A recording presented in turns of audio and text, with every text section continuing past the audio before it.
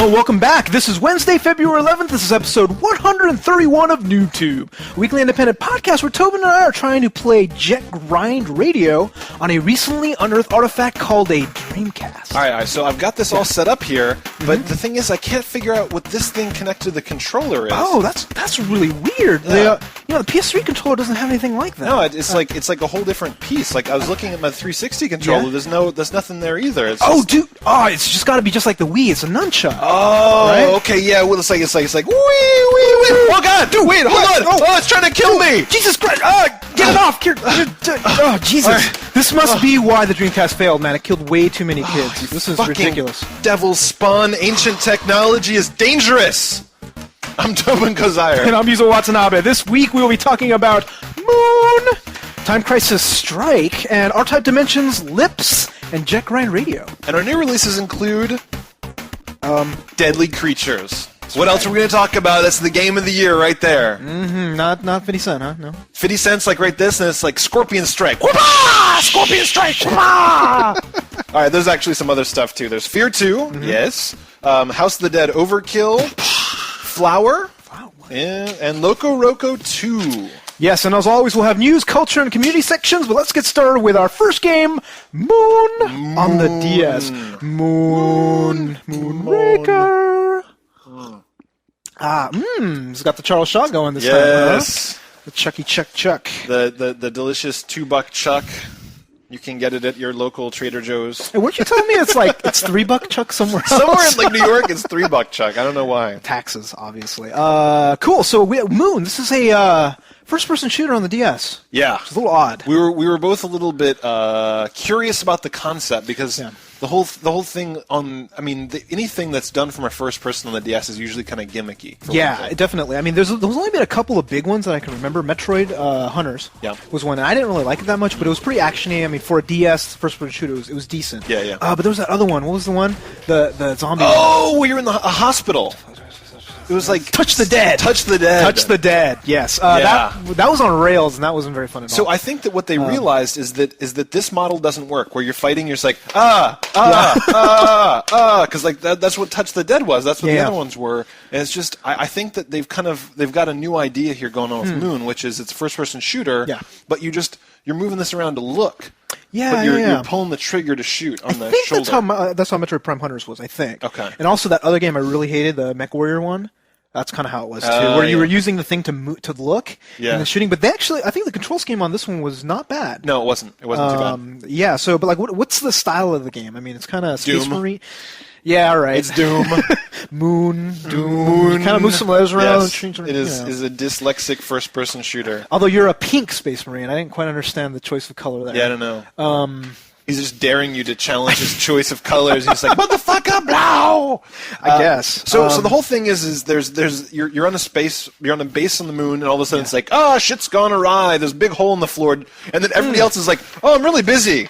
I'm really busy touching this thing right here. Could you jump down the hole of death? Yeah, and all by yourself fight everyone and go find out what happened to these 8 people who died or are missing in action. I'd love to come with you, but there's all these buttons I have to push right here on this console. So guys, you go ahead. Hey man, you're the grunt. You got to do what you got to do. It's true. So you go into the thing, and the monsters aren't that scary. They're basically like Sphere of Death 1, Red Sphere of Death 2. Yeah, and they shoot balls at you. White angry balls and red angry balls. Yes. And dodging is kind of easy, so you can strafe, you can do some stuff. So I didn't see very much challenge there, but they did have this other element, like you kind of have like a little unit, like a little control unit, which you then go and he can go under things, you can shoot things. But I think they started overusing it a little bit much. Yeah, you notice that? The thing that bothered, I actually really enjoyed using the little unit because it would be puzzly things where you couldn't get through a place and you'd use the unit to go through. Yeah. But the thing that really kind of started to irritate me was that anytime that there was a bunch of enemies in an area, every time you were using the little dude, they would go and start shooting your guy, and then you'd go and switch back to the guy, and they'd be going after the little... I didn't even notice that. No, because what I did was the moment I started getting attacked, I'd switch to my guy, and they'd come after me, and then I'd shoot him.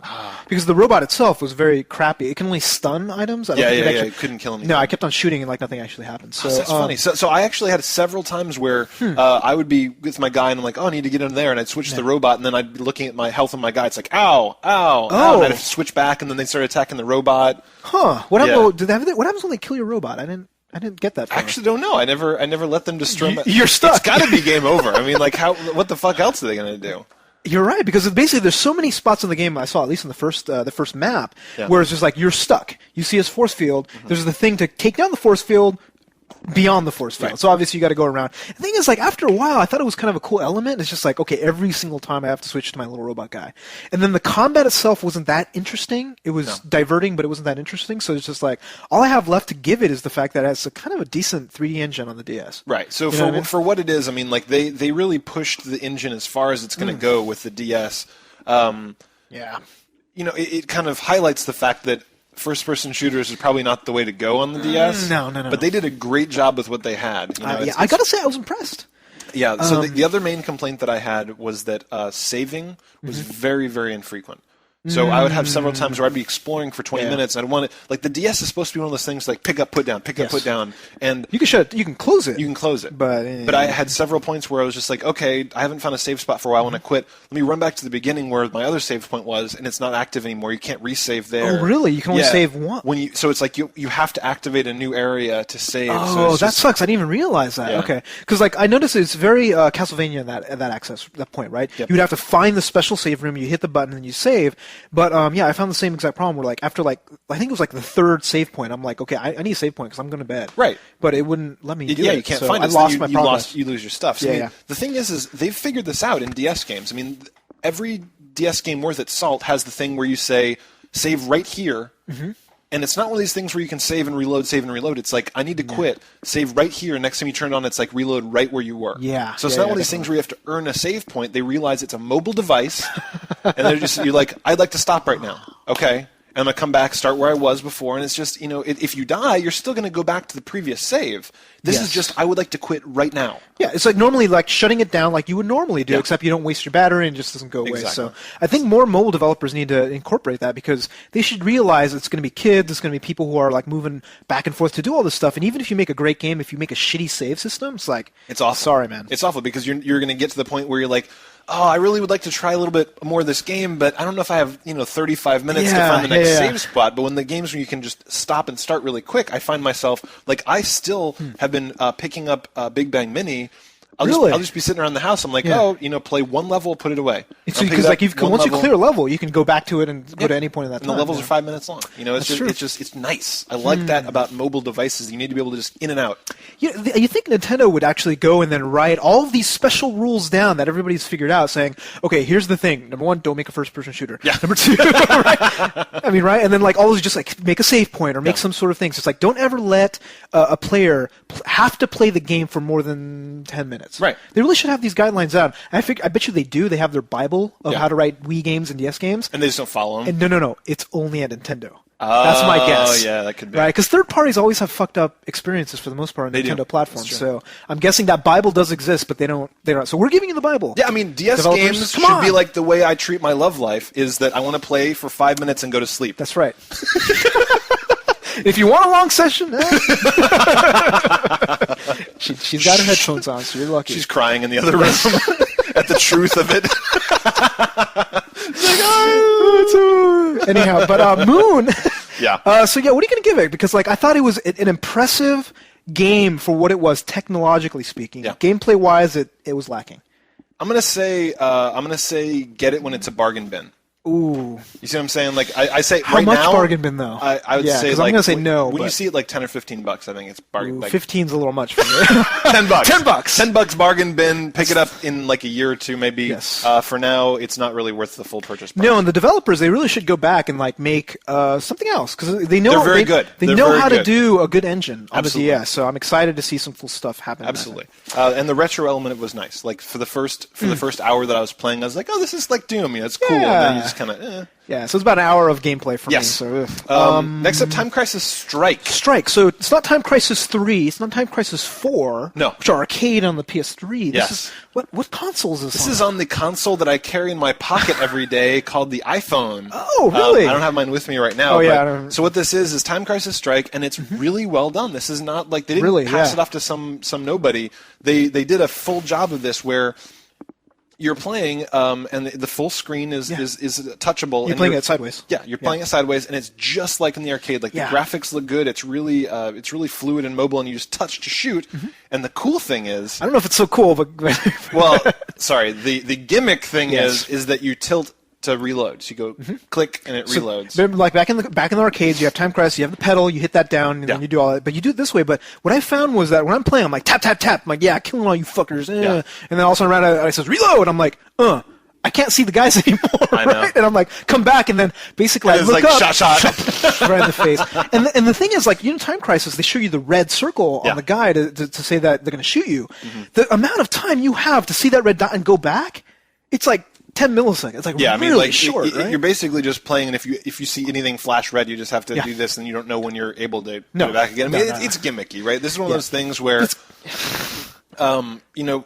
it's kind of like the way that Time Crisis is in the arcade is that it's all about learning the levels. You go through and you play Time Crisis 20 times, and then you get to the point where it's just like, you're like, boom, boom, boom, boom, boom, True. You go through and you hit each level. And the time when these guys, especially the red guys who shoot the red very often, you kind of know when they'll pop up, when they'll shoot. But they do some other cool stuff too, where it's like where you have a tank, and like you have to dodge the turret. So it's like, woo, and if you stand up whenever it hits you. Yeah, so they put a lot of thought into it. They said, given the limitations of the device that we have, how can we put a Time Crisis game on here? And they even put in speed levels. So they would just say, really? I didn't even get that. Yeah. Okay, this level, there's 15 dudes, you have to kill them in 20 seconds. So it's just like, they're like, pop, pop, pop, you're like, and you can either not kill all the guys, or you run out of time, or you die. And then there's like just a series of challenge levels, so it's not just arcade mode. Do you unlock those, or is it... nice.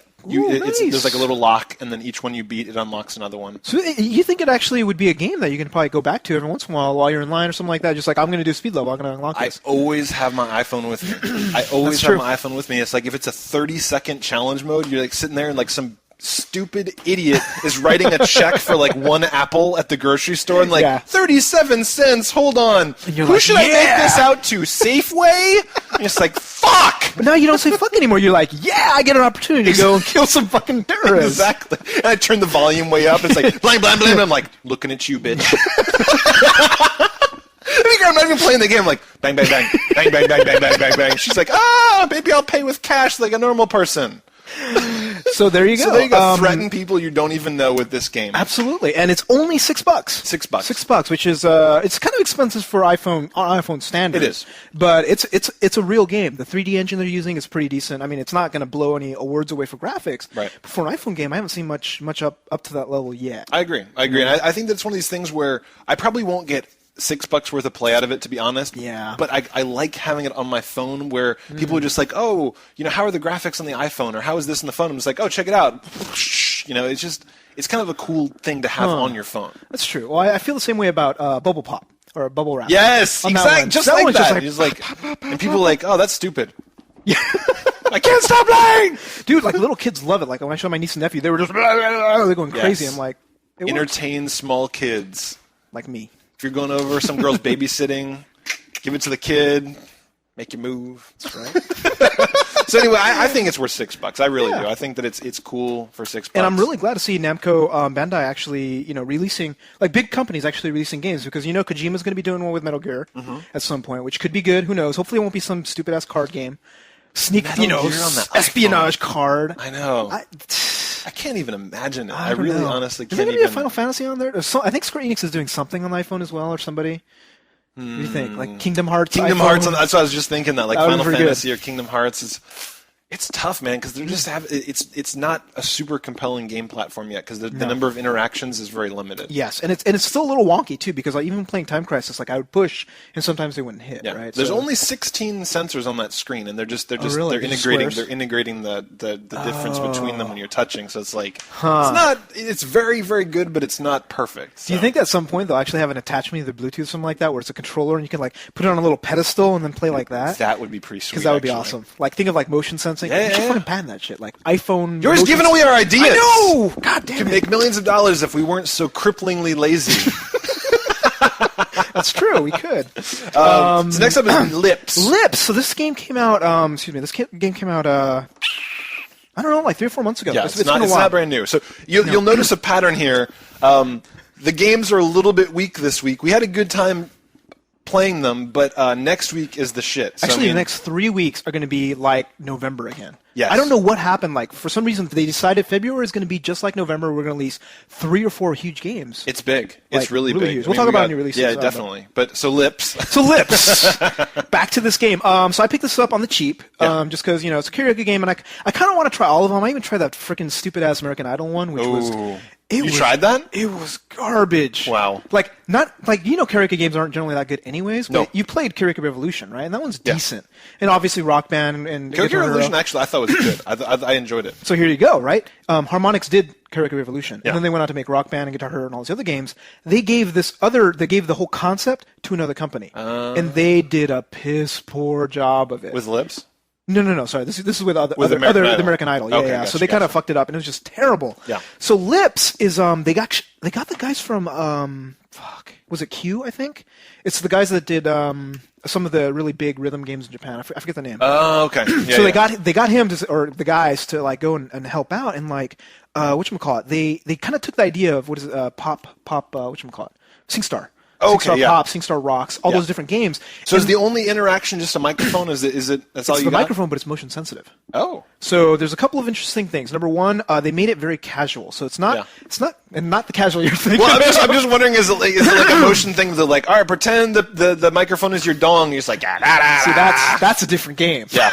And maybe that would actually sell a lot better. But this game is it's interesting. They made it so number one, it's a casual game. It's not really made for people that are going to be singing and trying to be good at it. Like with Rock Band, you see the line, the expert mode's really hard. This one you just sing and like nothing happens. But what they do is they have a little symbol at the bottom. Yeah. And they say, okay, at this point go like this.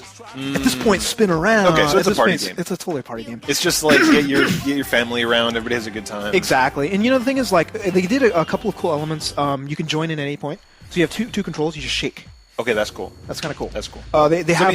I mean, like everything you're saying is just this is perfect for a bunch of drunk assholes at a party. Pretty much, yeah. Singing yet again Queen or something. Yeah. So I mean, for me, it's just like, okay, I actually want a game out of this. I don't want a toy. And this was very much a toy. But one kind of interesting thing, you can play on your music. Oh. So you can plug in your iPod. Yeah. Or your Zune, whatever. Right, you can plug in your iPod. Yeah. And then it will actually track all of the songs that are on there and let you play them. Okay, that's pretty cool. But obviously, there's no lyrics. Yeah. Number two, there is no song detection, note detection. Yeah. So all that it really. So I was thinking, wow, that's awesome. It's a jukebox. It's a jukebox. It's a fucking jukebox. And they have so when you sing, the points go up when you sing. So it's like the most casual of all casual games. It's like a progress quest. Exactly. You hit a button, you're like, oh, this is awesome. I just leveled up. So I'm thinking, I'm like, okay, I could be doing this, or I could be like playing it in my car and then singing along with it. Yes. It's the exact same thing. Yeah, that's too casual. And you know what the point was? I was just like, I didn't know lyrics. I'm terrible with lyrics, right? So I went and had a web page open, another page with the lyrics, and I'm like singing along. I'm like, what am I doing? This is so nerdy. It's so bad. So anyhow, yeah. So this game, I think it was done interestingly well. I think. Remember, we have some friends who are girls who are. They were like, they loved it. Yeah. They're very casual though. Very much so. So we've got it kind of sells itself if you're not really a gamer. Basically, anybody watching NooBTooB, this game isn't for you. Yeah, but your brothers or sisters or parents. But if you like to have parties where a bunch of people come over to your house and then everybody's gonna be singing and dancing, having a good time. I mean, it's like karaoke in a real bar doesn't take any talent either. You just get up there and sing like an asshole. You have a good time. It's fun. So, exactly. If you're treating karaoke not like a game, but this is just a karaoke box. Yeah. You're just getting people to sing. The thing that sucks, the track listing 40 songs, they all pretty much suck. But they're targeted after very casual. The only one, like, they had Ring of Fire, which I've never seen in a karaoke game before, right? No, it's every karaoke bar in the whole world is played 20 times a night. But anyhow, yeah, Lips, I'm going to give it a thumbs down as a gamer. Yeah. So, but check it out if you're interested. I mean, yeah. It's kind of expensive, so. Yeah, fuck that. Yeah. So next up is Ninja Town, which is a tower defense game, right? Yeah, so it's a desktop tower defense, except you have ninjas. Yeah. So what's the concept of a tower defense game? This is actually it's really big in some circles, but it's not actually all that well known. Like it's becoming bigger and bigger, but a lot of people haven't played it before. I actually kind of see it as like one of those things where like people that aren't gamers, they're like, whoa, I went to this one Flash site and I played this tower defense and I played it for 20 hours. Yeah. So it's very addictive in that case. But basically, the basic idea of tower defense, if you guys haven't seen it, is you have monsters coming in. Yeah. going from point A to point B. If they get to point B, each monster usually kills one of your guys. You have X guys. What you do instead is you put towers or defense objects in between, which shoot. They have either high damage, really fast shoot. They do all these special things to combat things, and all you do is just trial and error. Yeah. This is a gamer. So it's basically like the great grandson of Missile Command. You know what I mean? Like, yeah, kind of. In a sense, it's just it's got a lot more to it. But I mean, the whole thing is just waves of shit coming in. You finding different ways to defend against it. People love it. People go absolutely batshit crazy for it. Are you into it? I mean, no, I'm not a huge fan of it. Yeah, I played it a couple times, and I'd have people recommend it. My brother really liked one of them, and we'd playing, and you put down some stuff, and I was just like, oh, that's kind of cool. And then the next level happened. It's like, it's a little bit less cool, and then more people came. And it was like, I'm gonna go drink a beer. I think Desktop Tower Defense is a game for non-gamers. Really, like if you've been playing Super Mario, you've been playing all these games for all your life, you're gonna be playing. You're like, okay, where's all the gameplay? Right, gameplay's not there. Because that's what I was looking for when I was playing that I didn't see was the puzzles, the kind of the problem solving. Exactly, and the thing is, you can do it right. Like Pixel Junk Monsters on the PlayStation Network. Yeah. I actually enjoyed that game because you have a guy and he has to go to places and then place the towers. And then he can also do stuff like dance in front of the tower to make it upgrade faster. Nice. So, just random shit like that. That was more gamey to me. Yeah. This one, it's more strict. You basically place down ninja huts, and you got pink ninjas, white ninjas, black ninjas, whatever. All these different ninjas, and they all have different abilities, and then things come through. A lot of times you try and build a path, don't you? They go along a path, so you can put things along that path. Yeah. Right? Yeah. But it's really cute. I like the art design because basically the ninjas look like Smurfs. Right. This was DS, right? It's on DS. Yeah. So it's a good portable game, I think, if you like that. But again, this is another thing where it's just not for me. Yeah. Probably not for you either, and probably not for a lot of you. But that being said, in the realm of tower defense games, it's not bad. It's not bad. No. If you like tower defense games, you play them on your PC a lot, and now you've got a DS offering where you can play tower defense mobile. So if you like this, it's definitely it's well done. It's a well done tower defense game. I hate tower defense games. So there you go. All right. And then so next up was R-Type Dimensions.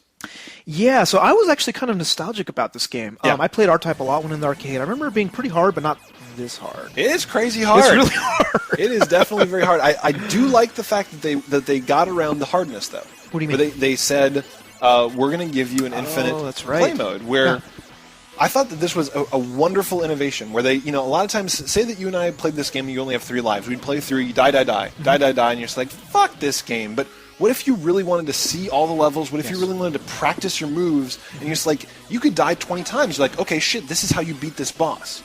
Like, I think this is a really, for things that are old school, stupid hard, this is a great practice mode. I love that idea. Do you think it's an innovation in shmup technology? I do. I think that this is we have seen an evolution of shmupping. Wow.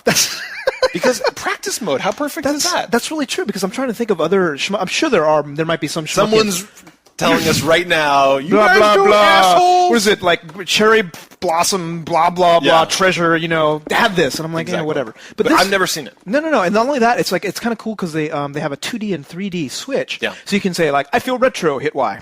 Okay, I'm not feeling retro. Yeah, I'm not feeling that at all. What? Just switch to 3D, back to 2D. Which is pretty cool. And, it's just like, I think I'm beyond this. I think if any of these other games, like you, I know you're a big fan of Life Force. Mm-hmm. I'm a big fan of R-Type. I used to play a lot.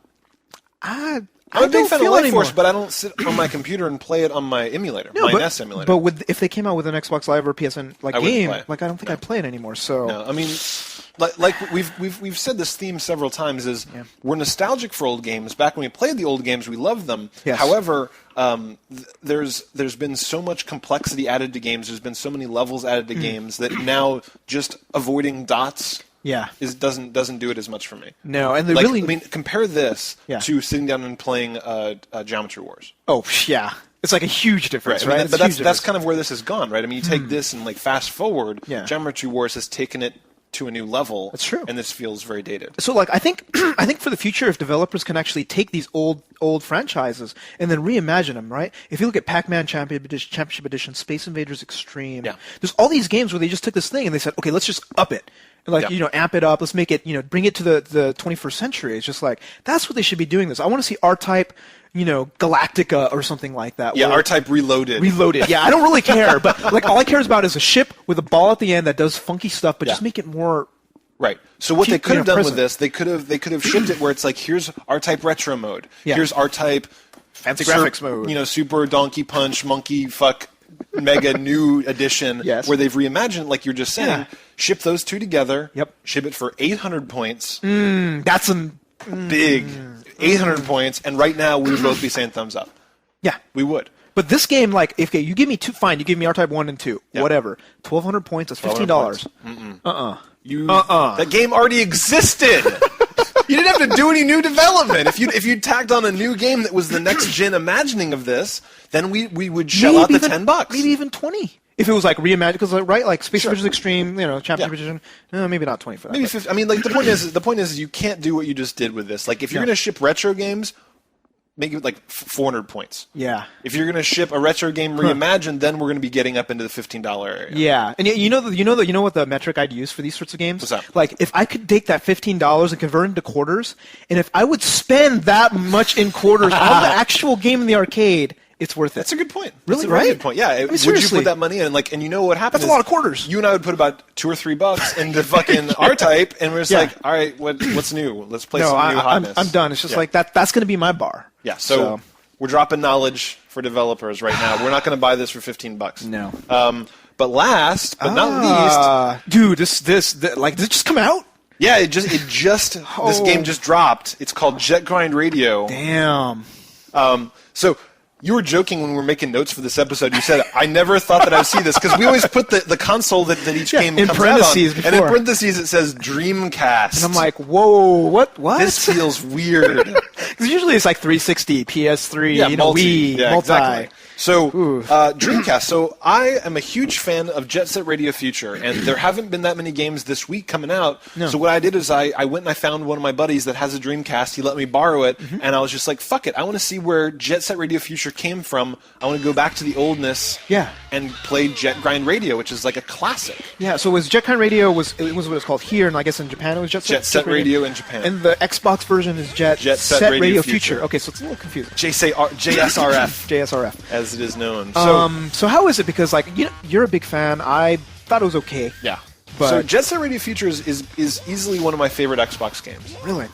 There's something about the aesthetic, the level design, the immersiveness. Like I can just kind of fall into that world and it just feels good. Yeah. And I like games like that. There's certain games that I can play that you just feel good playing them. I feel that way with Beyond Good and Evil. I feel that with some other levels where it's just like they make you feel at home. They do that very well in like Grim Fandango and stuff. Yeah. Like But what is it? Is it the art? Is it the music? Is it the story? Or is it like just some weird mashup of all three? It's those, plus I think that the big thing is empathy with the characters. I think that there's this kind of element of feeling like you're in the character, not fighting with it. You know, you're kind of exploring the world. So anyway, that's the way I felt about Jet Set Radio Future. And Jet Set Radio, or Jet Grind Radio rather, is it looks just about as good, because the Dreamcast, really, Dreamcast was a pretty good console. Like it looks pretty snazzy for what it is. Okay. It's harder. It's harder by a good deal. Because usually they don't make games easier when they go next level, right? So and the thing is I played for a while. I'm really enjoying it, but I played for a while, and I actually could hone down exactly where the challenge was that. The whole thing in Jet Set Radio Future is you're going around, and a lot of it is you're skating and grinding. Yep. You'll grind along a rail, you grind along a ride, you'll grind up an edge, whatever. And you're trying to like get to various places so you can tag them. So you can spray paint. And that's the whole thing. Is you go to a level, you fight a bunch of cops, you evade a bunch of skaters, you explore all the different nooks and crannies, and you tag everywhere. Yeah. So in Jet Set Radio Future, the grind rails are wide. You jump up, you're grinding. It's not a big deal to try to get to exactly. Them, basically. Okay. So it's timing. So it's like there'll be a rail and a gap, and then a wall and a gap, and you're just like jump, grind, and you're kind of getting this flow going on. Yeah. Jet Set or Jet Grind Radio. Oh God, I know the Dreamcast one. Yes, the Dreamcast one, right? The rail is like 1 pixel wide. So you'll be up exploring a rooftop, and to get over there's a rail. You jump. Fall 3 stories. And then what do you do? Go back around, grind your way back up, you jump, miss the rail, drop 3 stories. So it's just like that does not sound very fun. I'm playing, and what I'm trying to do is I'm trying to build up the skill set so that I can hit the rail every time, so I can get into that flow that I felt in Jet Set Radio Future. Are you getting there? On and off. I mean, like I'm fighting it. I'm trying really hard. Like it's not as immediately friendly. Like I know that this is the fan favorite. Yeah. Everyone's just like the original, man, the Dreamcast one. That's the shit. That's the big one. Well, why do you think they were saying that? Was it because of the difficulty or because of something else? Like, does it have more art, more feeling? It doesn't. I mean, it's very much a similar game. I think that it could be that it's the first one that they ever played. Sure. Like the nostalgia aspect, it's something on the Dreamcast, which everyone has this big spot in their heart for. They're like, fucking Dreamcast, you should never have died. So, you know, I genuinely think that Jet Set Radio Future is more appealing to me because it's more approachable and it's got more of the elements that I want. Yeah. But I'm fighting real hard because it's got all the other stuff. It's got the great music. It's got the great art design. It's got fun characters. It's got all this stuff where there's like this DJ announcing. He's like, you know, giving this voiceover of like, the monkey robots are fighting the spray painting dykes over here. You know, it's just like all these stereotypes. People like, yeah, boy, you know. Huh. So do you think your nostalgia is beating your impatience? Oh, by far. Okay, just by check far. it. If I hadn't played Jet Set Radio Future... Because if this was called, jumping, grind, Tony Hawk's skateboard, then... I would have given up already. I seriously would have. So, I mean, you nailed that. Like, I am definitely letting nostalgia push me to fight to like this game more than I do. Do you think it'll win, though? I think it will. So you're going to keep playing and try to finish it? Wow. I'll do a brief report in a couple weeks and let you guys know if I just gave up or if I kept playing. But I'm thinking if I can just get the skill set down so that I don't notice it anymore, then the game plays itself. Like, then everything's there. Like the antithesis of you as a gamer, right? You're never about you gaining skills. You're always about your character gaining skills. If I could just hit that fucking 1 pixel wide rail, the whole game would be fun. Maybe this will be the growing point of you as a gamer. When all of a sudden you're like, wow, I can become better. Maybe. And I get enjoyment out of it. But it doesn't sound like you're getting that much. Maybe I'll download a hack off the net that makes the rails wider. Do they even have a game replay or a Game Shark for the Dreamcast? I don't know. I'm going to do like the Kobayashi Maru of the Dreamcast. Where it's like, I don't like to lose. So anyway, that's Jet Grind Radio. Wow, that's a lot of games. Fun to dig out a Dreamcast. Yeah, are you going to do any other Dreamcast games? I mean, we'll see. I mean, my buddy gave me a whole notebook full of Dreamcast games. So if you guys have a favorite Dreamcast game, comment or let us know in the forums, and I'll go and check that out. See if he has it. You should check out Sonic. Or actually, the one game I really like playing because I never owned it, but is Power Stone. Okay. It's a brawler, but a multiplayer brawler. It's really fun. All right, I'll see if he gave me that in his little notebook of games. Check it out. We'll see. Okay, so the last thing is something I'm very excited about. Is the new stick. Hey, that's really cool. Can I see that? No. So this is the sweet dude. This is the Street Fighter 4 arcade stick fight stick tournament edition.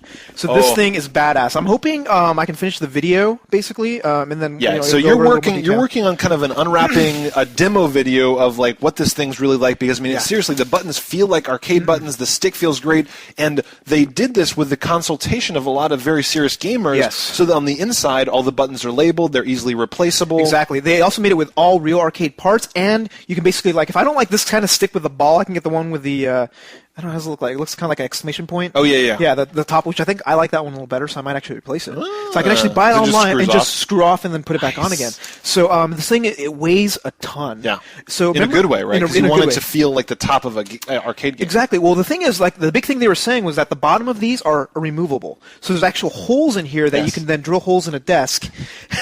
Are you going to do it? No, because the thing is, I was thinking about it, and then I actually put it on my desk and I started playing. It didn't move. You don't need it? It didn't move at all. Yeah. I think if you're on a really wobbly, like on this table, it's a little wobbly, but on a normal desk, it's just rock solid. So this thing is everything I was expecting. It is pricey. It's $150. They only made 3,000 from what I remember hearing, but they are making more. Oh, good. So people when you twittered that you got this, and then everyone's just like, holy shit, I wanted to get one of those, I couldn't get it, I was on a wait list, blah, blah, blah. People are clamoring for that because that's the shit. If you're playing Street Fighter 4 at home, that is the experience you want to have. If I played against you and you and I were at equal levels of skill and I was playing on the 360 controller... You're going to be pissed when I beat you with my Vega. That is not as... I'm sitting here just I'm like, oh, which is the strong attack? Is that down here? And you're just fucking wrecking that stuff. Yeah, it's going to be no contest. So your Blanca will stand no chance. It's true. It will and stand you a chance may be able to take on some people that are actually good at the game. Maybe. Because there's like us, and then there's like this echelon of people that are... Oh, yeah, and us are like way down here. Because I was actually playing against a bunch of NooBToobers, so hopefully I'll have it in the video. I mean, like, okay, if the video is here, then the video, right there. Oh, you'll put this in this week? Yeah, I'll hopefully get it So done if we got the video done, it was right there, sorry. It's right there. So, I played a bunch of NooBToobers, and they beat me. Even with the stick? Even with the stick. They're all doing legs, and I'm like... Because I was playing Super Street Fighter 2 Turbo Remix Donkey Punch Edition. Yeah. And, I still won a couple of games for the most part. I was just, like, surprised at how good they still So are. was Sunflower's big old mouth about his Zangief, was that true? It was 2-2. Oh, 2-2, and he won the last game. Not by much. Tie. It was a tie. So I think and that was my first time playing him. I think now that he's really grabby. He's like one of those guys like, that's Zangief's only move. Oh, I know, but he's extra grabby. So he kept on taking my claw. Sunflower, extra grabby. Russian bear. So anyhow, this stick is awesome. And the other cool thing about it, it's USB. Oh. So apparently, I haven't tried it yet, but you can hook it up to your PC and then play every main game. So I'm gonna be playing some fucking Last Blade, Samurai Showdown, Dark Stalkers, Strider. Strider. Oh, everything. All those everything. Fuck. So I didn't realize it was USB. Now I'm kind of considering getting one because I wasn't going to play enough Street Fighter to make it worth it. But if I could plug that into my machine, and play every main game in the world. Yes. So I will do it and then report back. But my understanding is that is the case. So that is hot. And they have a couple of things. They have an $80 version. Yeah. If you're serious, it's Mad Cats. So they put all of the money into this one, and they just said, let's make everything else Mad Cats. Yeah. So all right. So that was that. So a lot of games. New releases. We'll go through these pretty quickly because next week we will be talking about all of these. Mm-hmm. First up, of course, Game of the Year. Probably it's either this or 50 Cent. I have my money on this one. So I'm agreeing with you. I think that Deadly Creatures will probably. We don't know anything about this game. I do know you can play a scorpion or a tarantula. Oh shit! So it's two. You have two different playable. I think you might be able to play against each other. Play some verses. I call Scorpion. I call Tarantula. Perfect. It's like. God, I'm so curious. We're gonna rent this like tonight if we can find it. We're gonna rent it tonight, and we're gonna report back because we both think that this game is gonna be stupid. I have no idea because the thing is, it's like you are a playable creature, either a scorpion, and then you go around killing rats, everything. It's like bird fights. The bird's like, you're like, fuck you. Maybe as a tarantula, do you build a web? Like I don't know. What's like the gameplay possibilities of this genre are. It's like amazing. It's like endless ocean for arachnids.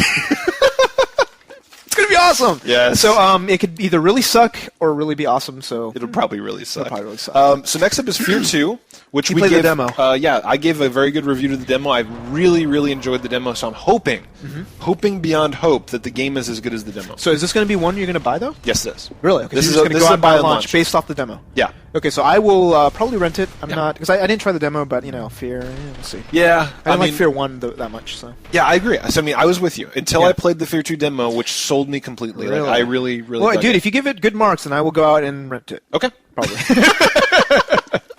Wow. Yeah. That's some conviction right there. So next up, House of the Dead Overkill. Now, this looks surprisingly good. So I was worried because there's a couple of shooting games that came out. Was it Ghost Squad? It was okay, but it looked really janky, right? Yes. What was that other one? Resident Evil. That was actually really good. Yes. Umbrella Chronicles. I got sick of that, though. I got really tired of that one. Really? Yeah. Because I got actually pretty far, and I kind of like the shooting of that. But it was the boss. It was the boss stuff that bothered the crap out of me. There was some silly boss battles. But this one looks good. It does. It looks very faithful. It looks very much like the arcade. The movement's very solid. The gunfire is very good. Like it just feels like you can just, and it looks like it's just literally shake reload. I mean, you're not doing. House of the Dead's not a hidey. You can't. There's no ducking. It's just no ducking. Defend it's yourself. All on rails. Yeah.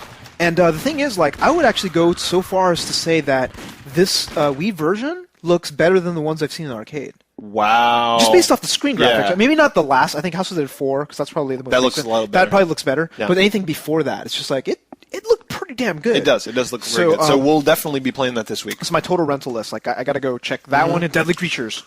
I'm not buying that, but no. Next up is F.E.A.R. I'm actually a little bit surprised you put this on the list. Well, I wanted to put it because I think it's one of those games that's going to be, like, artistic. You know exactly what this is going to be. This is going to be one of those games that a bunch of fucking game reviewers give like a 9. They're like, I mean, it's just like Endless Ocean. It was that same shit with like, you don't understand, man. You can put on your own music and just kind of veg out. It's like, that's not a fucking game. That's a screensaver. And that's the same with this one. Like, I love the idea. I really want to support independent gaming. It's not independent, but it's a small studio.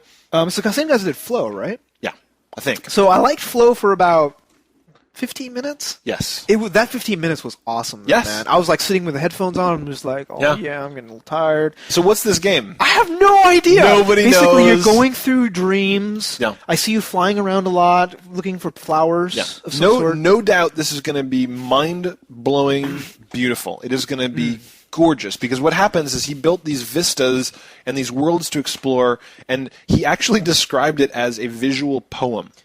Yeah. So you're just kind of like flowing through fields and picking up flowers. Aren't you? Isn't there some sort of like weird Okami effect of where like things are like kind of like dead, and then you go there, you bring life to them or something like that? But no buttons. Wait, really? No buttons. So Tilt, 6-axis. That's it. That's the whole game. Is there like this? I don't know. Like Ninja Bread Man? Anything? Yeah.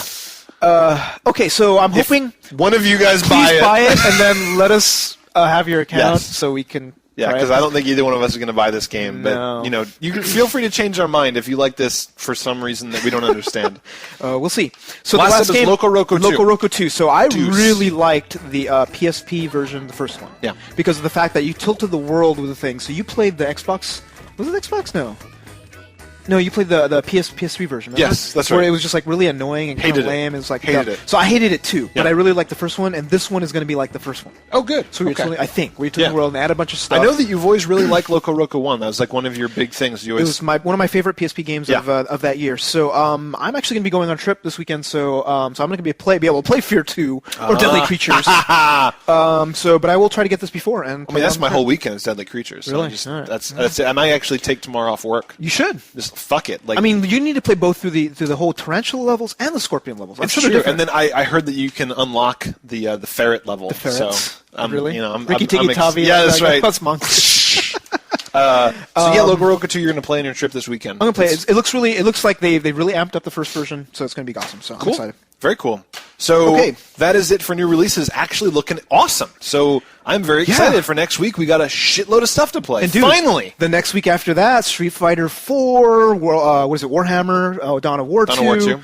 And like the next week after that is a bunch of shit. Like I think Godfather's out. I mean, dude, the next 3 weeks are awesome! Yes! It's back!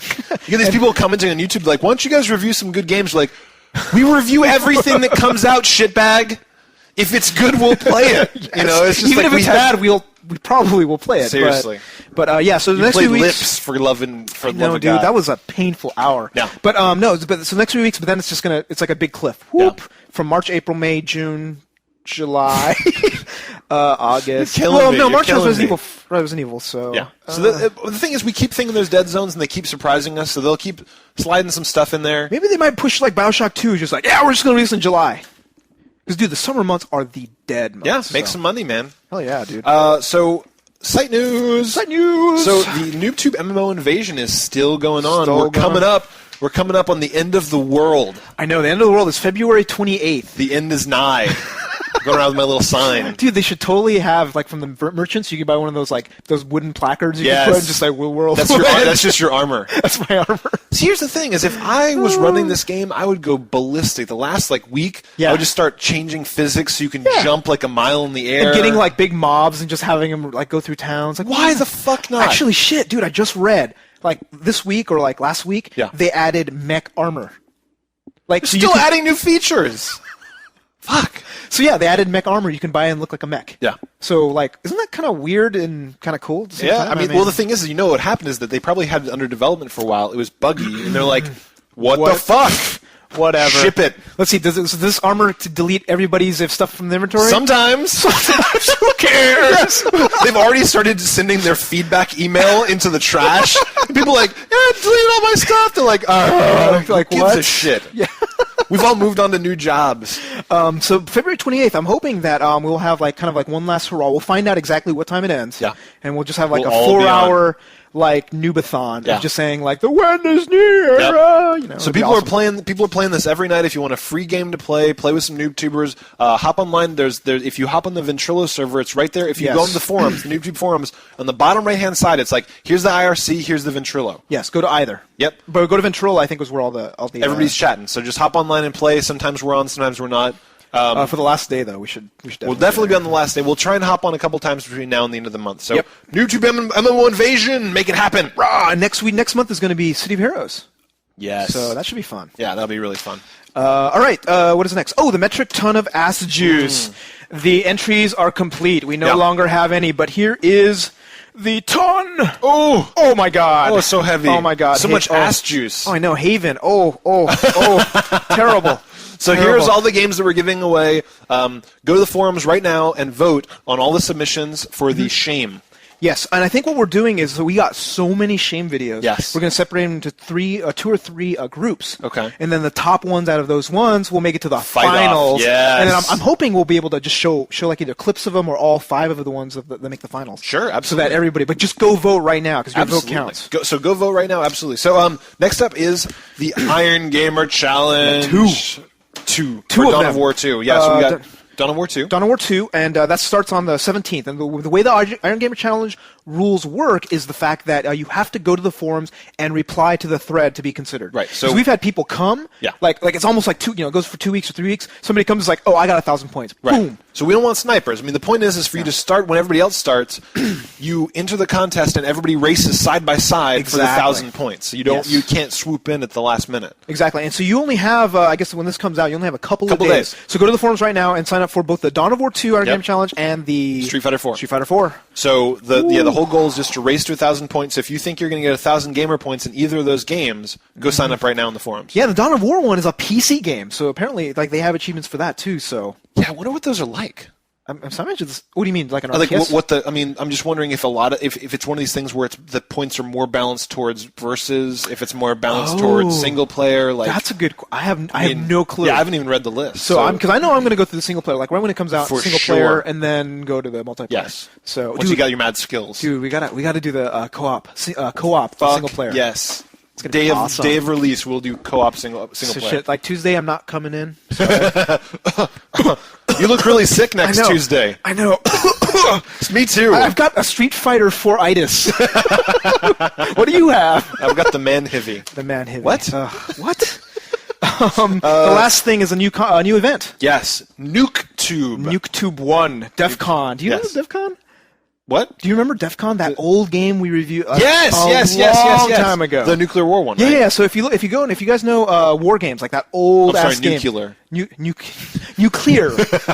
It's the nuclear game. Yes. But yeah, it's like war games where you have all different countries and you lob nukes and you do all this stuff, and it's really surprisingly depressing.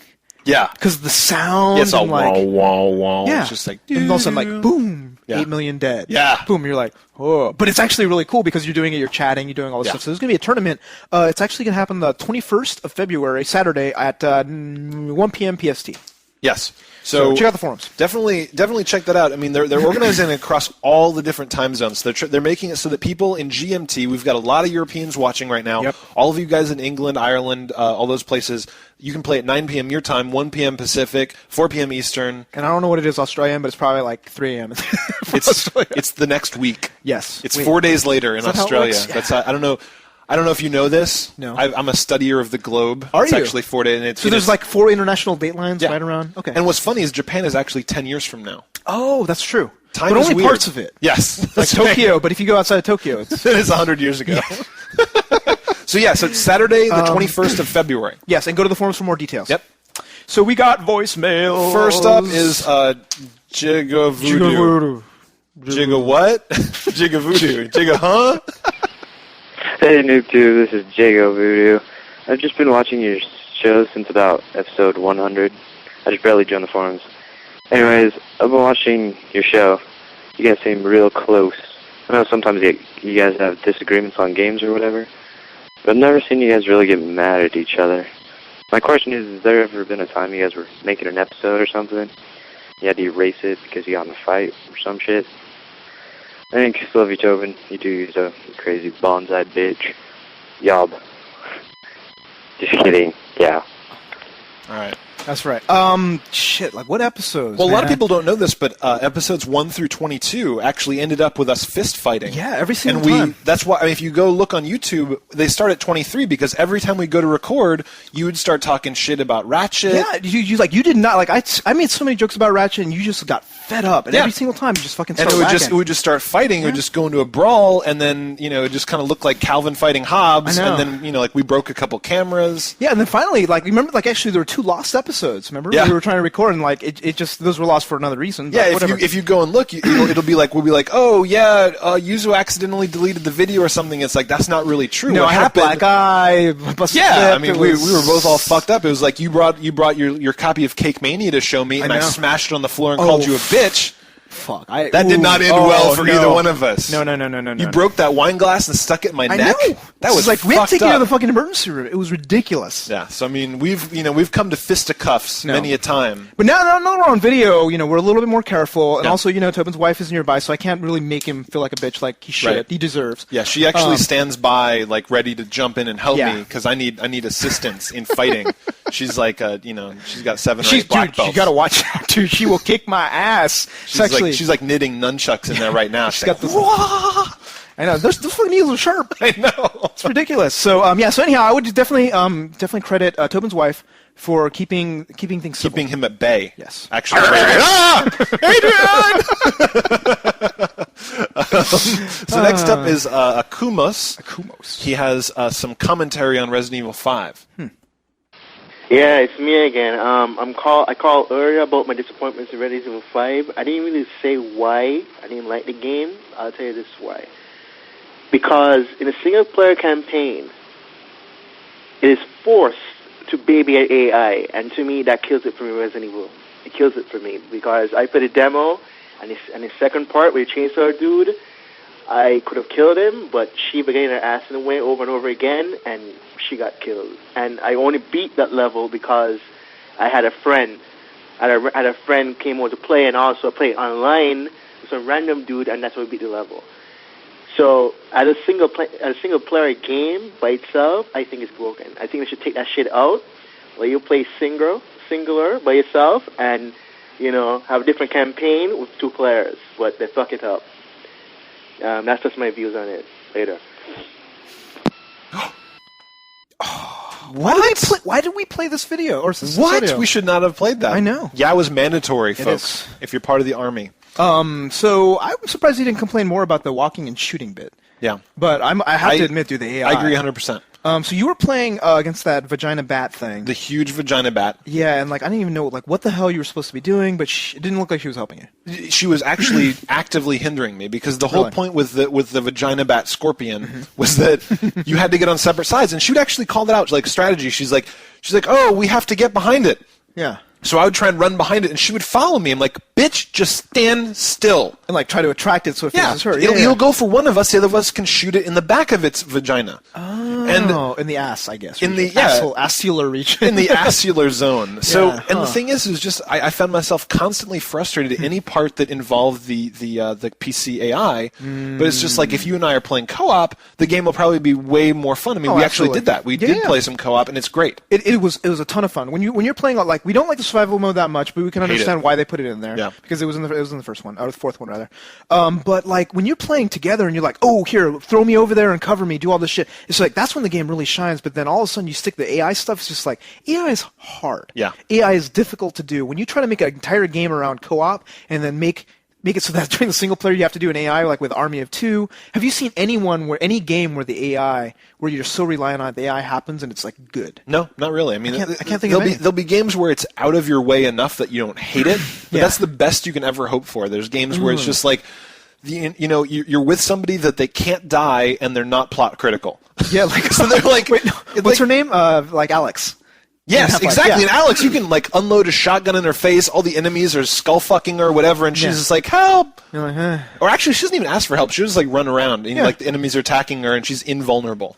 So, and I think Valve figured it out. Valve was like, AI is hard. So just the player will be frustrated if the AI does something stupid 20 times in a row. So we'll just make it Yeah, and protection quests are terrible. Like, anytime there's some dumbass AI running into walls and you have to keep them alive while you're trying to not die yourself, it's awful. I mean, like, it's just not a fun mechanic. No, so I think there's actually going to be starting a new crop of games where it's so dependent on co-op for even the single-player gameplay, where they're just not going to be recommendable, right? Like Left 4 Dead, for example, right? Even though it's a Valve game, it's just like, I will not tell anybody to buy that game if they don't have at least one other person to play with. Oh, hell no. Like, really. Yeah. And I think I'm going to say the same thing about Resident Evil 5. It's just like, dude, look, if you have it, do not get it unless you have a brother or you have like a big friends list that everybody's going to have it, because it's going to suck. I agree. I mean, from all the playing that we've done so far, there's no way that I would want to play this by myself. Like, when I get this, you and I will play through it together. I'll play with NooBToobers. I'll play with whoever's online. Absolutely. I will not play this game by myself. No.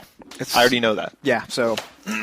Yep. So next up is Unknown. Didn't leave his name, but he has a question. Hey guys, I was on Game Trailers today, and I saw that they're redoing Metroid Prime on the Wii, their first one, but it's only being released in Japan so far. I was wondering, just what are your thoughts on it, and if you're looking forward to seeing it come out in America? Thanks, and yeah. Metroid Prime. So you really liked Metroid Prime 3. Loved it. That was like one of your favorite games on the Wii. Absolutely. Which one is that? Metroid Prime, Corruption. Corruption. That's right. So there was Metroid Prime 2 Echoes, I believe, right? They're both on the GameCube. Oh, there are two? Yeah, there's two. Okay. I didn't know that. I only played one of them. So I played one. I don't remember finishing it. I think I got bored after a while. Yeah. So I went back, I dug up my GameCube, I got a copy of Metroid Prime 1. Was this after you played After 3? I played 3. Oh, okay. Loved it so much that I went back and I played it, and I was like, oh, yeah, this is pretty cool. What happened? Well, so the graphics weren't very good, obviously, because it's GameCube, and also I missed the controls. I really missed the controls. You're saying, like, actually having the wag where you can point and shoot, like, that really brought a lot to the game. Because that was the first time I'd played it. So when I went back and tried to play with the stick, it was still very cool. I was having a very good time with it. They do very, very complex level design. They do very good delivery of new game modes throughout. Like all very, very classic Metroid. But I stopped playing. So I would say that I'm definitely very pumped about the remake of this. Would you play it in Japanese? No, I will not. I will definitely not play it in Japanese. You got to bring that shit here in English. The thing is, like, Nintendo totally needs to hire like 5 billion more translators, because there's something like Layton. There's all these games that. Why? Like Layton, I understand because they have to maybe make some new puzzles, whatever. Metroid, you basically just have to say, okay, that's Japanese for like fucking ice missile. Let me put in the words ice missile. Like, there's no voiceovers. There's no anything. It's just words. You could just you could put it in Mechanical Turk on Amazon. You're right. You could do it for like $20. Hire us. We will translate them by getting the NooBTooB army to just go crazy about it. Seriously. But you know the wacky thing about it? The fact is, Metroid Prime was made by a fucking American company, by Retro Studios. So they localized it to Japanese. Wait, no, not only that. They have it already localized for the GameCube. Yeah. Oh my god, wouldn't that be funny if they translated Japanese and then translated the Japanese to English instead of just fucking taking the English that's already written? Just pump it through like Google Translate. You're like, what is cold rocket? I don't understand. Ice dong. What? What is that? How does that hurt other people?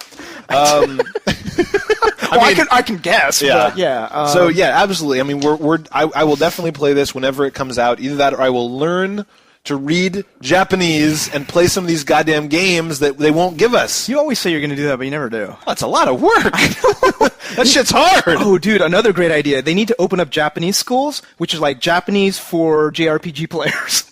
Or something like that. All it does money that would make? Oh, yeah. If like all you do is you learn the Japanese from anime and JRPGs. Yes, anime and JRPGs. Like, that's all you focus on. Oh, yeah. It's just like, just be like weeaboo heaven. Oh, yeah.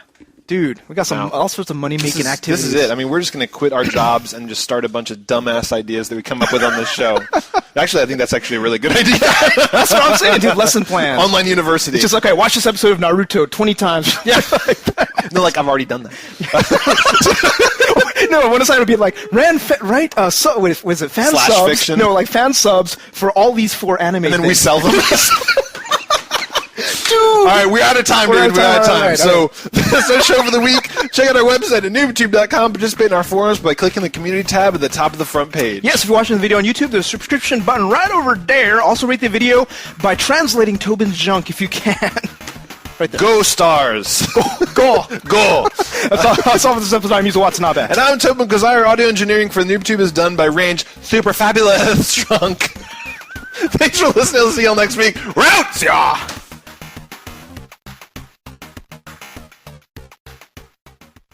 So, when I win, where am I going to be playing all this ass juice games? Well, I hooked up my PS2 to my bathroom and decided it would be well fitted if I play PS2, all the shitty games, in my bathroom. See, it works. I'm playing Tekken, my own ass juice.